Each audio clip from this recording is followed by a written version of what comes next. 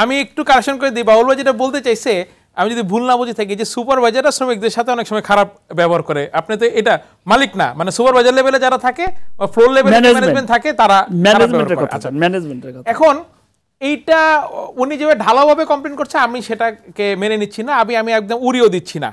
একদম যেটা হয় না আমি সেটা অস্বীকার করতেছি না। আগে এটা বেশি হতো, কিন্তু উনি নিজেও স্বীকার করবেন যে গত 10 বছর 12 বছর ধরে আমাদের এখানকার কালচার অনেক বেশি চেঞ্জ হয়েছে। 2013 ঘটনার পর থেকে আমরা অনেক বেশি কাজ করছি, ওনারাও কাজ করতেছেন, বিভিন্ন ট্রেনিং প্রোগ্রাম চলতেছে, বিভিন্নভাবে আমরা মোটিভেশনাল করতেছি। এখানে একটা সমস্যাটা আমি একটু আপনাকে 1 মিনিট সময় নিয়ে বলি। এই যে যারা নাকি আমার এই মিড লেভেলে ম্যানেজমেন্টে আসে তারা কারা? তারা কিন্তু শ্রমিক দিক থেকেই আসছে। একজন সিনিয়র অপারেটর, একজন খুব ভালো স্যাম্পল ম্যান, তাদেরকে আমরা সুপারভাইজারে প্রমোশন করি, তাদেরকে সুপারভাইজারের ট্রেনিংটা দিই, স্কিলটা দিই। এখন যেটা সমস্যাটা হয়ে যায়, উনি যখন প্রমোশনটা পান সেই সুপারভাইজার, উনি তখন ওনার এই যে কর্তৃত্ব যেটা আছে, যে উনি একজন সুপিরিয়র হয়েছেন ওনার কলিগের থেকে, এটা বোঝাতে গিয়ে উনি অনেক সময় একটু হাই টোনে কথা বলেন, এক দেশের গালি এক দেশের বুলি, ফলে দেখা যায় যে আমাদের এই তুই এটা করিস না কেন, এইরকমভাবে ওনারা ব্যবহার করেন, যেটা নাকি কোনো মতেই গ্রহণযোগ্য না। যেটা অনেক বেশি ছিল যে সে তার সুপিরিয়রটা বোঝানোর জন্য অনেক সময় সে হাই টোনে বা ধমক দিয়ে কথা বলতো। আমি স্বীকার করছি যে 10, 12, 15 বছর আগে যে আমাদের পরিস্থিতি ছিল, এখন কিন্তু সেই পরিস্থিতি নাই। এখন এটা বহু অংশে আমি মনে করি যে 80-90% ফ্যাক্টরিতেই এইটাকে আমরা, বিশেষ করে কমপ্লায়েন্স ফ্যাক্টরিগুলোতে তো 100%ই মোটামুটি আমরা এটাকে সমাধান করতে পেরেছি।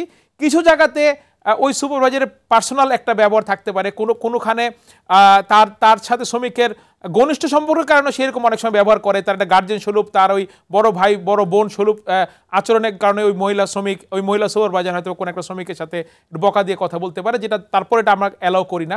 কিন্তু যেভাবে ঢালাওভাবে যেটা বলা হচ্ছে সেরকম যদি হতো, তাহলে এরকম বিচ্ছিন্ন আন্দোলন ছাড়া সারা দেশেই কিন্তু একটা পরিস্থিতি সৃষ্টি হইতো, যে একটা অসন্তোষ সৃষ্টি হইতো, যে স্যার সুপারভাইজার সবাই খারাপ, আমার ফ্যাক্টরিতে গালি দিছে, কাজ করবো না।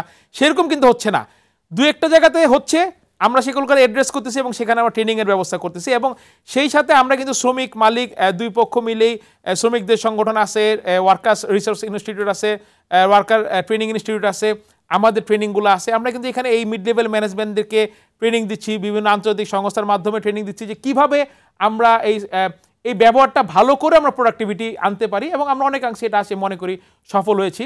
ফলে এই ব্যবহারের জন্য আন্দোলন হচ্ছে, এইটার সাথে আমি আসলে একমত না। এটা একটা কারণ হতে পারে কিছু কিছু জায়গাতে, বাট বেশিরভাগ ক্ষেত্রে এটা আসলে কারণ না।